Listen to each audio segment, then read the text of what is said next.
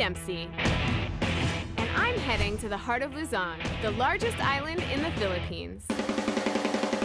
There, I hope to find the Kalinga tribe, once feared as headhunters. Central to their identity were their distinctive tattoos, separating the men from the boys, the elite from the average, protecting against sickness, injury, and death. Only one tribal tattooist remains, and she's 96. I'm on a quest to find her and ask her to give me a tattoo before this art form dies forever.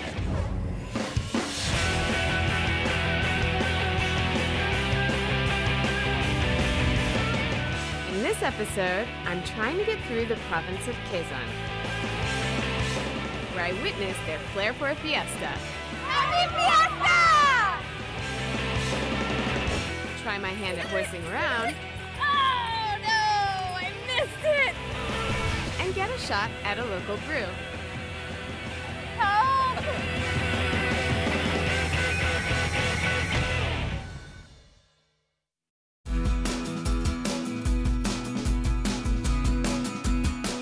I'm continuing on my journey, leaving Bicol behind and heading to neighboring Quezon province. This time of year, its countryside turns into celebration central. But the path to the party does not run smooth.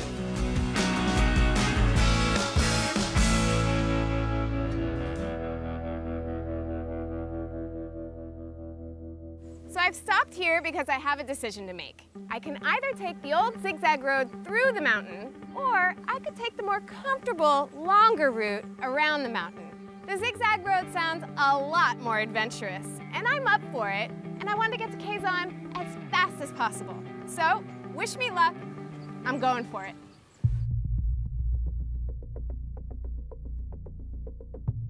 Cutting through the winding terrain is the infamous road locals call Bitukang Manok, or chicken intestines. Its blind corners and hairpin turns make it exceptionally dangerous. The road has claimed many lives in traffic accidents, and it has been said that ghosts of dead motorists still haunt unsuspecting drivers by night. With the road's narrow width making it even more lethal, locals have volunteered as traffic marshals, flashing their makeshift flags for a safer, more organized flow of traffic. Green means go, red means stop. But would it be enough for me to make it through the chicken intestine road unscathed?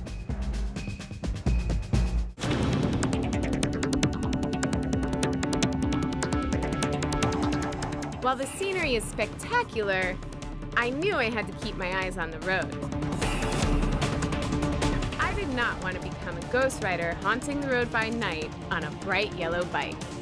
Slowly but safely, I made it through and escaped this winding death trap all in one piece.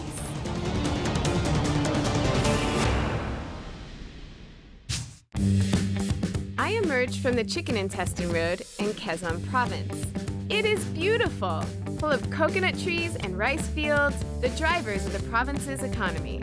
Absolutely worth the risk I'd just taken.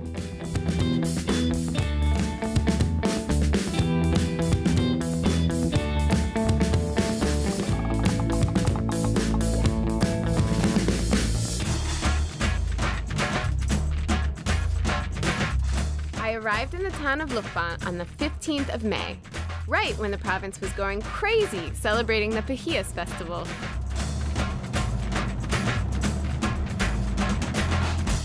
I finally made it to Lucban, and the festival is already fully in action.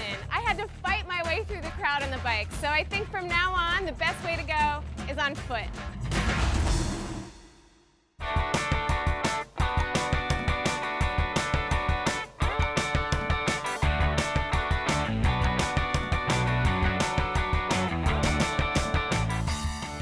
Houses on all the streets here are decorated from top to bottom, very colorful. But when I get closer, I see what they're really decorated with is fruits and vegetables. It's like a vegan version of the witch's house in Hansel and Gretel, minus the spell-casting psychopath. Welcome to Lukban. Thank you. I came all the way from Bicol because I heard the Pahiyas Festival was something not to miss. Oh yes, of course. Pahiyas, it means to decorate. That's why there are a lot of decorations. And we're doing that because we want to honor San Isidro Labrador, who is the patron saint of farmers. So this is like a harvest festival. Yes, we thank God for the bountiful harvest and we pray for more blessings to come. How many people come here every year to celebrate? Oh, a lot of people, not only from here in the Philippines, but also from all over the world. Yes, I've seen tourists from yes, everywhere. That's right. As an ode to long life, no Pahiyas celebration is complete without pancit habhab. It's called habhab because that's the sound you make when you eat it without cutlery.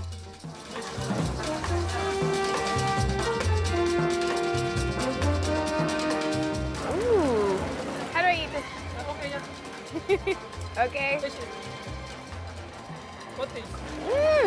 Rice. Oh, it's delicious, yeah. The noodles are very flavorful. Tastes like a little soy sauce in there. It's really delicious, and I love how they serve it on this banana leaf. Very organic. After my delicious meal of pancit habhab, I think I'm game to try a few more local delicacies. Oh, wow. So colorful. What is this? Skipping. Keeping is the colorful, leaf-shaped rice paper that adorns the houses during the festival. Made of uncooked rice that is ground until smooth, just a drop of food color gives it its vibrant colors. Making it is a home craft passed from one generation to the next, and this is the only town to get it. If you fry these decorations, you can actually eat them. Now let's see what rainbows taste like. Can I try it? Yes, ma'am. Here you go. All right, thank you. You're welcome. Oh, it's hot. So let's see what it tastes like. Mmm, light, crispy, and it's a delicious rice chip. It's very sweet. Thank you.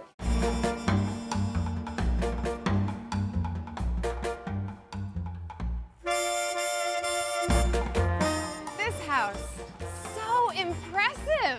How long does it take you to do this? Well, it took us 1.5 months to prepare this decor. That's a really long time. And we are a group of 12.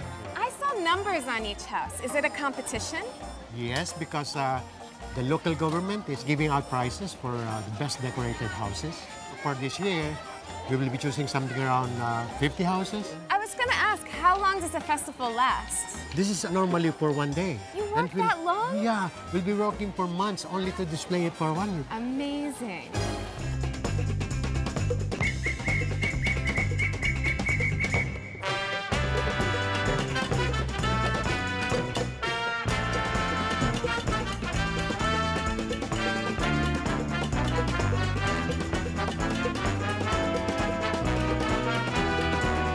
Happy Fiesta! The crowd here is so thick. So many people come from all over to celebrate. I love the energy. There's live music, dancing. Such a good time. I'm so glad I made the trip here.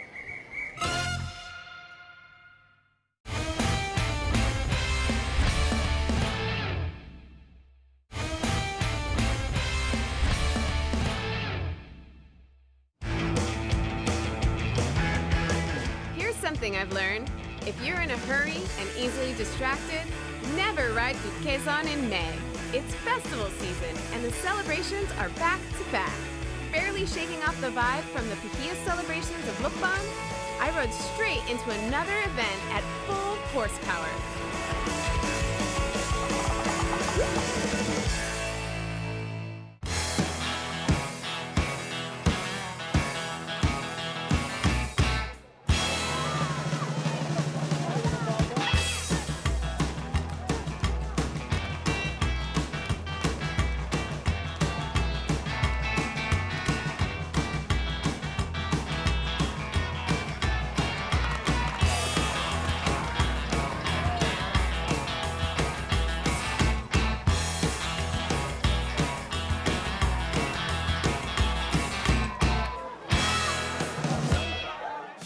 I pulled off the side of the road here to join this crowd up ahead.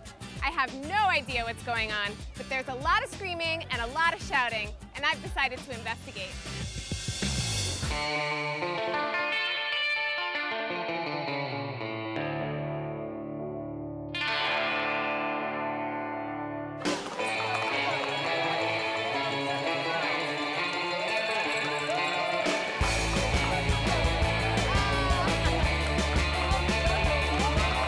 Juego de Anillo, or Game of Rings, is a courtship ritual from the days of the Spanish occupation. Today, it's a sport played by both men and women during the festivals in Quezon Province.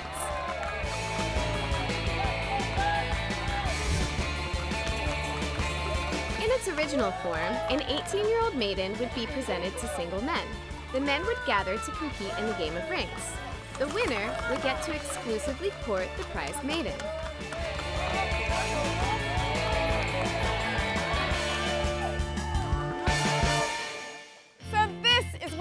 The noise was about. I've landed myself smack in the middle of a game with cowboys and cowgirls.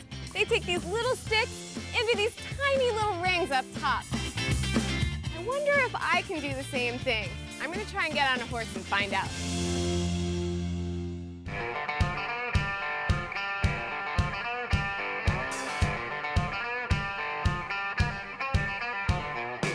So I've never ridden a horse before, and I'm a little bit nervous.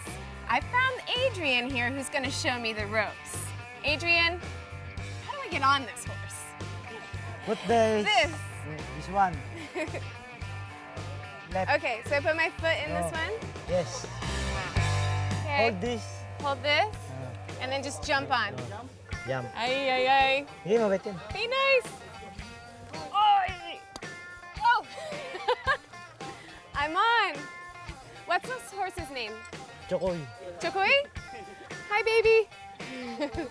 Okay, so how do you steer which direction you're going in? And I just pull on these? Oh, so I pull this way, we go this way. I pull this way, we go this way. yes. Okay. How do you go? Put this one and you ride. And then I just ride. Right. I think he has a little more confidence in me than I do. Ay, ay, ay. All right, so this is our practice session. How am I doing? I'm learning how to steer. Choco's being nice and going gentle on me. Ay, ay. Come on. There we go. But I think when I do the real thing, I'm gonna need Adrian's help. I have a lot to concentrate on. But before we begin, I need my props, my stick and my cowboy hat. All right, let's go, Adrian. Wish me luck. Come on, come on, come on. We got it, we got it. Oh, no, I missed it. Oh. Let's go, let's get it. Come on, come on.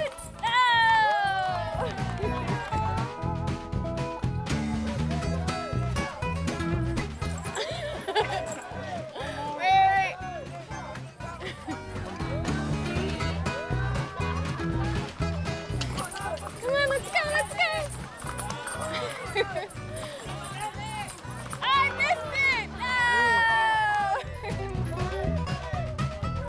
Hey, come on, Choco. Come on, we can do it, we can do it. Let's go. Yay! Success! I did it!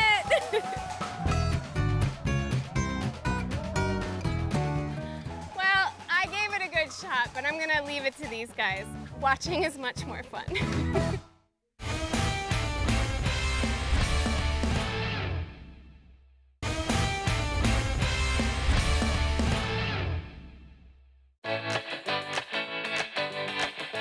Since May is festival season in Quezon Province, the local liquor flies off the shelves. This is the notorious Lambanog, a coconut liquor with at least 40% alcohol by volume. I used to be a bartender, and exotic spirits are totally my thing. So I'm tracking down a man named Joselito, whom locals say can tell me more.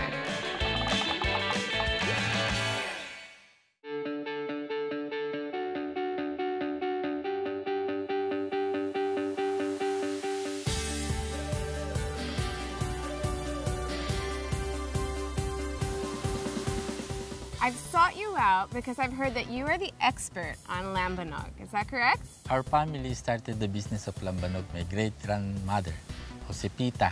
Is this a tradition that's found in the Philippines specifically, or can you find it in other areas? Uniquely in the Philippines, particularly in Quezon Province.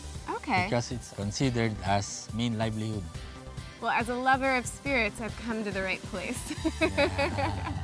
Lambanog has been described as having a clean taste, slightly sweet, with notes of coconut and the aroma of grass. But what exactly is it made from? Lambanog, the main ingredient is coconut sap. The sap of coconut. So Yeah. not actually the coconut itself. No. The sap gatherer, they collect the coconut sap from the coconut flower. I'd love to see it in action. Are there any gatherers here today? Yeah, Oh, yeah. all right, let's go meet them. Meet the local hero. Armed with only a rope, a blade, and a barrel. This man's job is to gather the coconut sap from the top of 9-meter-tall coconut trees. All right, Dante, if you don't mind, up you go. I see, so there's little steps cut in the tree. For them to climb faster and conveniently. You have to be pretty flexible, though. Those steps are kind of far apart. So you have to be agile and have balance. So he cuts the bottom. Why does he have to cut it? To refresh the coconut flower. So you're getting really fresh sap. Yeah, because if you do not cut the coconut flower, nothing will come out. And then puts another canister underneath it. That is for the collection of sap. Climbing up and down the trees is tiring, so the sap gatherers, or manggagarit, have built a bamboo highway across the plantation. And now he's traveled on the bamboo all the way across. That's kind of scary. The sap will be fermented and distilled into lambanog, including flavored versions like mango and bubblegum. In fact, it's common to soak fruits in lambanog to give it a fruity taste. And this is just tree number 3. The trees go all the way back there. And for one gatherer, he goes through 100 trees. That has to take a really long time. It takes around 3 to 4 hours. 3 to 4 hours, it's a lot quicker than I would be able to do Yeah. it.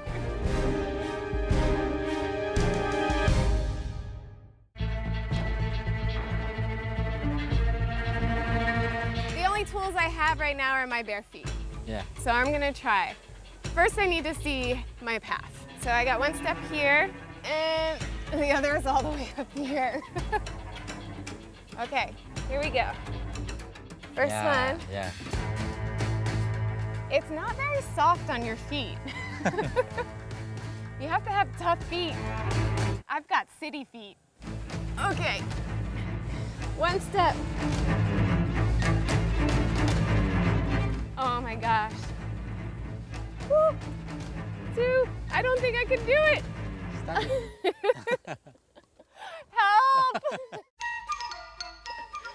Oh boy. Ah!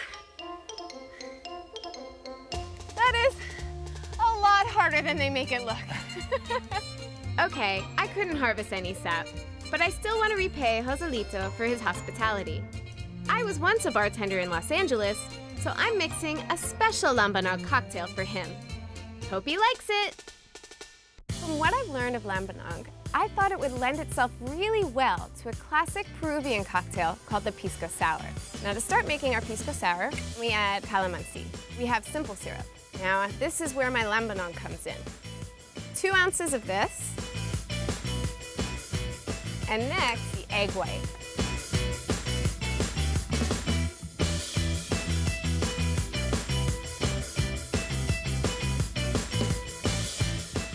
See how nice and whipped it is? Looks really good. And now we have our lambanog pisco sour. Joselito, I made this specially just for you. Thank you. Tagay. Tagay. Masarap pa? very fruity. This is another milestone for Lambanog. The lambanog is perfect for the pisco sour. I'm gonna bring it back to the States with me. Cheers. One more time. Tagay. Tagay.